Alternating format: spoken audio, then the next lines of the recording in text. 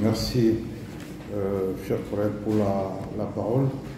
Excellences, Mesdames, Messieurs, je voudrais d'abord m'acquitter du devoir de remercier notre cher ami, M. Sangaré, directeur du centre, pour cette sollicitation. Nous nous connaissons depuis plus d'une vingtaine d'années, puisque j'ai vu naître le centre avec mon aîné, le docteur Biala, qui a bien voulu m'inviter parfois comme visiteur du soir pour voir les péripéties de création de ce centre sous-régional.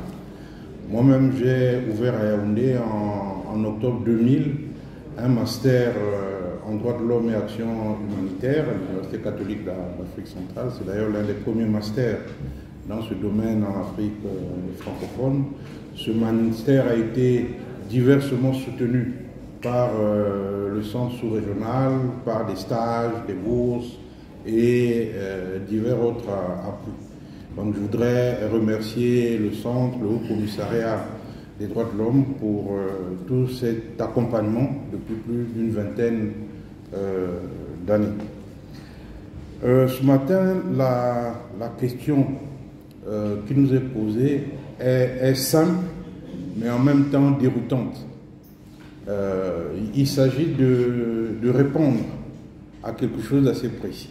Comme vient de le dire d'ailleurs mon collègue, on peut dire trivialement, qu'est-ce que les Africains gagnent de la gouvernance démocratique et de la mise en place des mécanismes de protection des droits? Quels sont les gains aujourd'hui, après plus d'une trentaine d'années, si on part de l'année 1990 comme année de référence?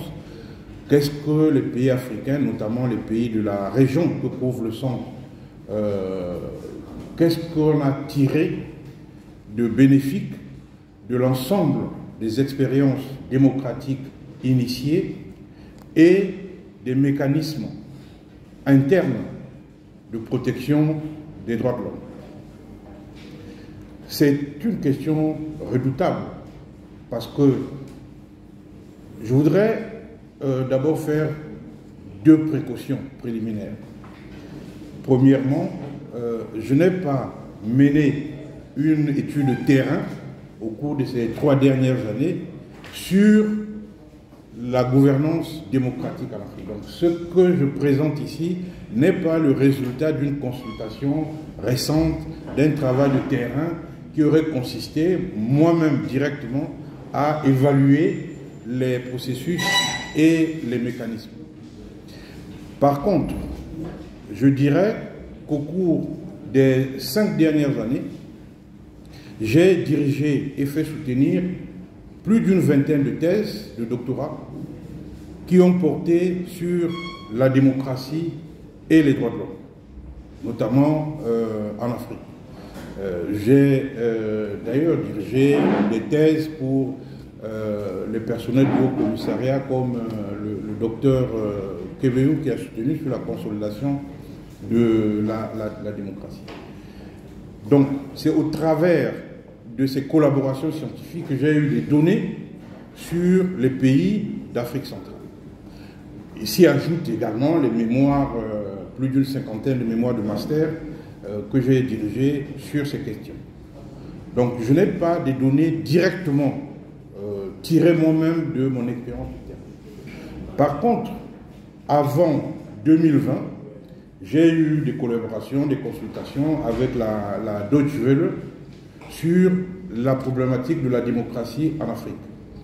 Tout ce que j'ai dit, je ne vais pas le répéter ici, vous pouvez le trouver sur le site de la Deutsche Welle, qu'il s'agisse des questions de changement de la Constitution, qu'il s'agisse des problèmes d'alternance, notamment en ce qui concerne les partis politiques, qu'il s'agisse des questions de culture politique, du droit électoral, des contentieux électoraux. Il y a plusieurs interviews que j'ai données qui sont encore sur le site de la Deutsche Welle qu'on peut trouver. Donc je ne vais pas revenir ici sur ces détails. La deuxième précaution que je voudrais souligner, c'est que lorsque j'ai été sollicité par M. Sangaré, compte tenu du temps, j'ai exploité des données publiques qui sont livrées par des institutions comme Afrobaromètre. Il y a beaucoup d'études, beaucoup de documents qu'on peut regarder. J'ai exploité les données, les classements de Freedom House qui sont publics.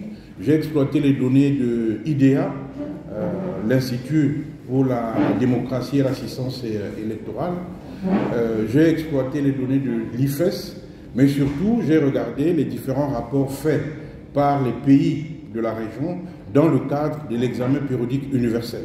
Puisque, en tant que chercheur, c'est une mine d'informations données tant par les gouvernements que par les rapports alternatifs des ONG et les recommandations qui sont faites par le Conseil des droits de l'homme. Donc voilà les sources sur lesquelles j'ai essayé de bâtir quelques conclusions que je voudrais vous présenter sans avoir la prétention d'avoir labouré exhaustivement ce champ qui est vaste et complexe. Et donc, pour répondre précisément à la question, à savoir quels sont les dividendes de la gouvernance démocratique et des droits de l'homme en Afrique centrale. Je voudrais rappeler que l'Afrique centrale de 2023 n'est pas l'Afrique centrale de 1990. Il est clair qu'en une vingtaine d'années, il y a eu beaucoup d'évolutions, beaucoup d'améliorations, beaucoup d'avancées, même si ces améliorations et ces avancées ne sont pas toujours perceptibles comme on le voudrait, même si ces améliorations et ces avancées ne répondent toujours pas aux exigences et aux attentes très élevées des populations, compte tenu des promesses qui ont été faites dans les constitutions, parce que si vous regardez les constitutions, donc le contrat social de base qui promet la liberté, la justice, l'égalité, la satisfaction des besoins fondamentaux, les élections libres et transparentes, etc. Donc, il y a des promesses qui ont été constitutionnalisées par des normes et qui reprennent des normes internationales en matière de démocratie et de protection des droits de l'homme. Donc, nous avons des attentes qui sont cristallisées dans ces normes juridiques. Nous avons également des déclarations politiques fortes qui ont été faites dans plusieurs enceintes, l'Assemblée générale des Nations Unies, au niveau de l'Union africaine, etc., par les dirigeants de la région. Je ne vais pas reprendre les citations, ce n'est pas nécessaire, nous les connaissons tous, en matière de démocratie et de protection des droits. Donc, au regard de ces normes et de ces déclarations politiques, on se serait attendu, et ça ce sont les attentes des populations, à ce que ce qui a été promu, ce qui a été promis, devienne une réalité sociale. Qu'est-ce qui a été promis concrètement? Qu'est-ce que devait nous rapporter la démocratie? D'abord, les droits économiques, sociaux et culturels. Ce n'est pas très compliqué à comprendre. Il s'agit de l'éducation, de la santé, du logement, de l'alimentation, etc. Ce sont des droits qui sont inscrits dans les instruments juridiques, qui sont ratifiés volontairement par les États et qui sont inscrits dans les constitutions. Donc voilà ce qui est promis. Il est également promis l'organisation des élections libres et transparentes qui doivent conduire à une accession apaisée au pouvoir de ceux qui gagneraient ces élections. Donc ce sont des promesses simples à comprendre. Ce sont des normes simples à comprendre.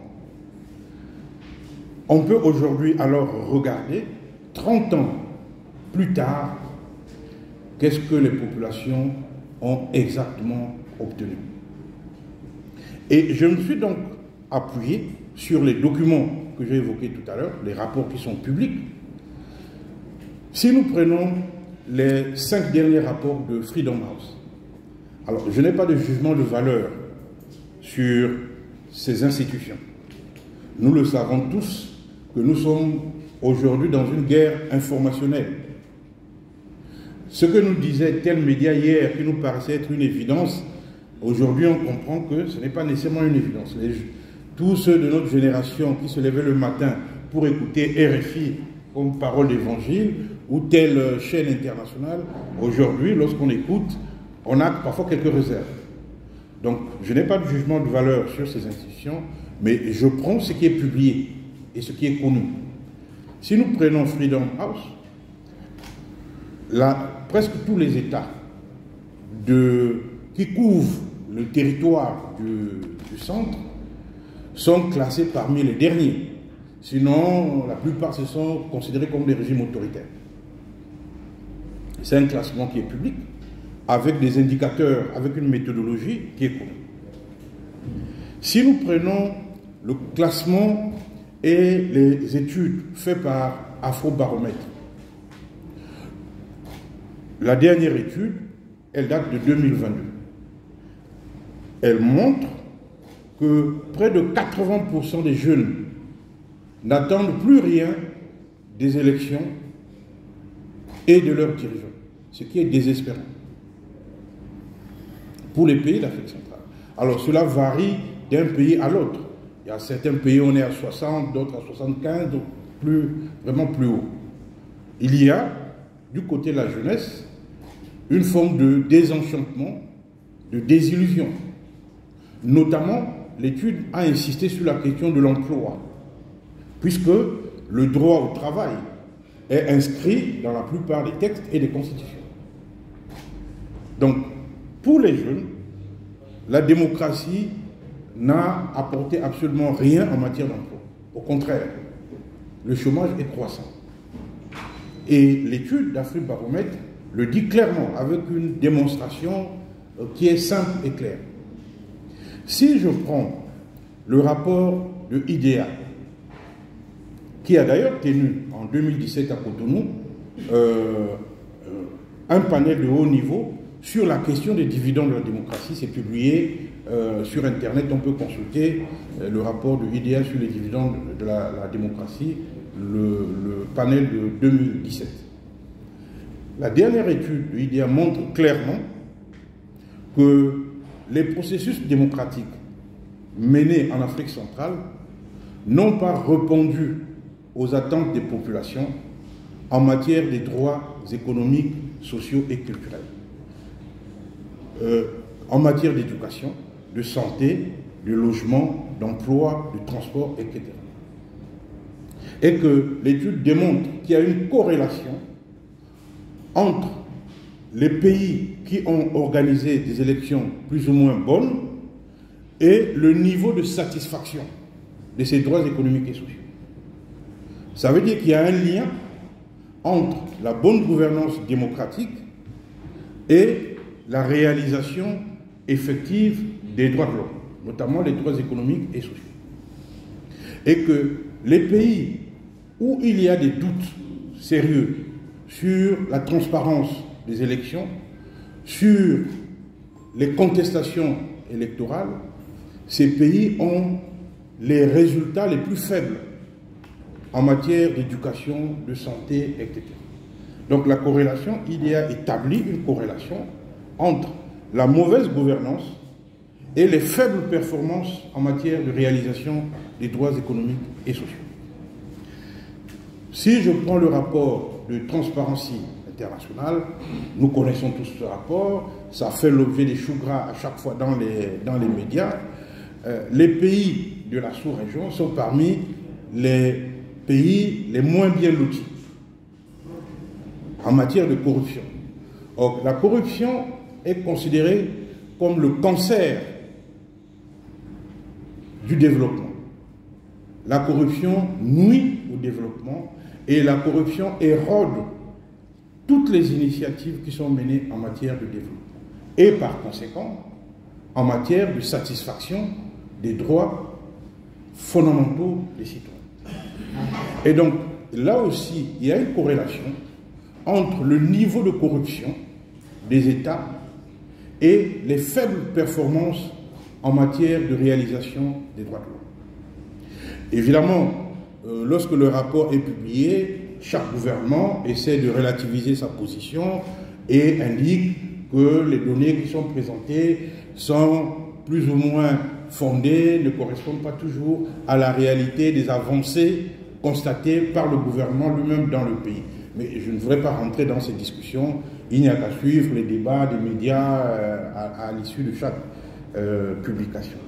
Bref, je ne voudrais pas citer tous les rapports, je l'ai indiqué, mais si nous prenons ces rapports, nous voyons très bien que les faibles performances en matière de gouvernance démocratique expliquent, pas totalement, parce qu'il n'y a pas que ça, mais expliquent largement les faibles performances constatées dans le cadre de l'examen périodique universel.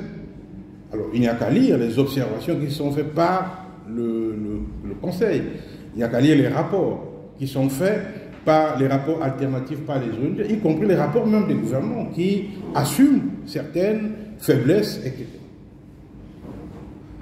Donc, sur ce point, je peux aujourd'hui, au vu de ces analyses, de ma propre expérience, des travaux scientifiques que j'ai dirigés, tirer une première conclusion, c'est que les dividendes de la gouvernance démocratique et des mécanismes des droits de l'homme sont faibles en Afrique centrale.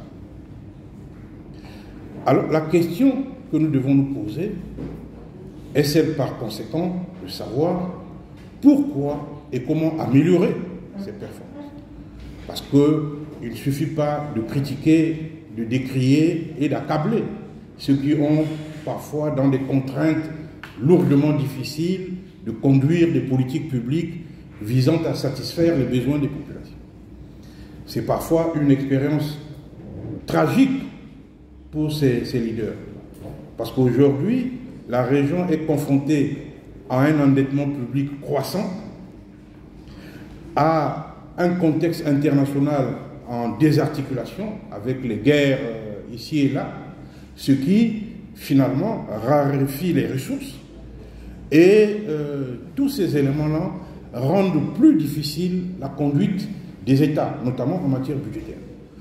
Donc, on peut vouloir tout donner, tout satisfaire, mais la réalité est que nous avons des contraintes budgétaires qui, parfois, ne nous permettent pas d'atteindre les performances escomptées. Donc, on peut le comprendre. Mais en même temps, je dirais, c'est aussi une question de choix. C'est une question de choix. Parce qu'on ne peut pas tout faire. Ce n'est pas possible. Si on veut satisfaire pleinement le droit à la santé, il faudra consacrer tout le budget de l'État à la santé. Et même là, ce sera insuffisant pour une année. Si on veut satisfaire tout le droit à l'éducation pour construire les universités, les lycées, les collèges, etc., au regard de la démographie de notre jeunesse, qui était un atout, mais là aussi, on ne pourra pas tout faire, parce que le budget d'un État sera insuffisant pour répondre à cette démographie galopante, mais qui constitue en même temps un dividende. Alors, comment sortir de là? Je voudrais rappeler qu'il y a des promesses politiques qui ont été faites, des promesses d'émergence, de ceci, etc. Moi-même, j'ai publié en 2015 un ouvrage intitulé « L'émergence de l'Afrique », en analysant les discours qui ont été faits, les trajectoires qui ont été définies. Je dirais qu'aujourd'hui, je livrerai des conclusions un peu moins optimistes que celles que j'ai formulées en 2015. Parce qu'entre-temps, il y a eu des crises, etc., la Covid, la guerre en Ukraine, etc. Donc, je pense qu'on peut comprendre que les trajectoires ne soient pas toujours ce qui avait été prévu par les gouvernements respectifs. Mais j'insiste sur les choix. Je suis juriste, donc je ne vais pas vous livrer une analyse économique, politique, etc. Ce n'est pas mon domaine. Je dis, en tant que juriste, il y a la parole donnée. La parole donnée est simple. Tous ces États sont membres des Nations Unies.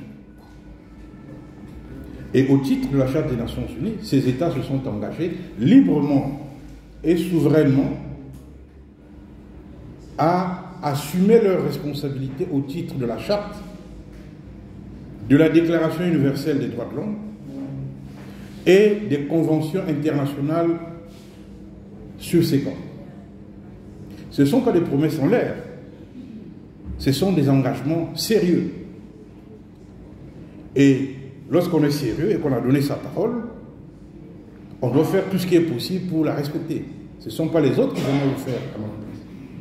Donc sur ce terrain, lorsque nous prenons toutes les conventions, qu'elles soient celles des Nations Unies ou de l'Union africaine, qui ont été signées et ratifiées par les États d'Afrique centrale que couvre notre centre, il est clair que les performances sont faibles.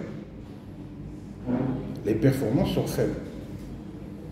Déjà, la mise en œuvre interne de ces instruments pose problème au niveau de la législation interne, parce qu'il y a beaucoup de textes qui ne sont pas pris, ou même lorsque ces textes sont pris, les décrets d'application ne suivent pas. Les moyens ne sont pas alloués. Une convention internationale ne s'applique pas par incantation ou par magie. La convention internationale a besoin des moyens pour s'incarner dans la réalité. Le pacte international sur les droits civils et politiques n'est pas une incantation. Ce pacte doit se traduire par des politiques en matière d'appui à la presse, à l'information, en matière d'amélioration des conditions carcérales, en matière de gouvernance, en matière de répression de la torture. Et tous ces éléments-là, ce sont des choix que nous faisons. Lorsque nous affectons des moyens budgétaires à l'événementiel, au paraître, et que nous négligeons l'humanisation des conditions carcérales, c'est un choix que nous faisons. C'est un choix. Et donc ce choix-là a des conséquences sur les performances. Donc pour moi, c'est d'abord une question de choix, la mise en œuvre des engagements juridiques pris sur le plan international, mais également sur le plan constitutionnel. La deuxième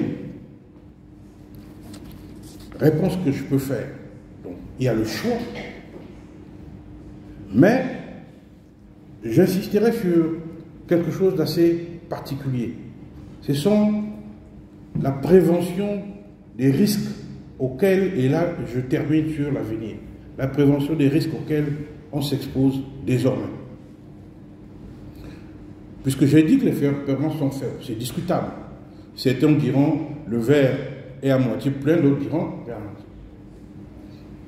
Je n'ai pas un parti politique, donc vous ne lirez pas le programme de mon parti politique. Je suis universitaire et vous vous contenterez de mes publications.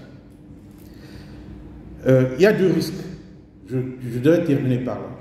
Le premier risque, c'est l'extrême pauvreté couplée aux discriminations multiformes. Si la démocratie, les processus de démocratisation, les élections, comme je l'ai indiqué, ont donné des résultats faibles en matière des droits de l'homme. Aujourd'hui, le corpus que je viens d'indiquer, constitutionnel, le pacte social, est désormais menacé par l'extrême pauvreté et les discriminations multiformes. Et parmi les discriminations, j'insisterai sur les discriminations tribales en Afrique centrale. Parce que souvent on se voile la face. Le tribalisme est une gangrène. Ce n'est pas l'exclusivité de l'Afrique centrale. Mais néanmoins, c'est une gangrène. Donc, le risque de l'extrême pauvreté couplé aux discriminations multiformes. Le deuxième risque que je voudrais mentionner, c'est le risque de l'ultra-numérisation et de l'intelligence artificielle. Les élections à venir, elles ont des risques, pas simplement à cause des agitations politiques, etc., mais à cause des manipulations numériques, des fake news, aujourd'hui l'intelligence artificielle.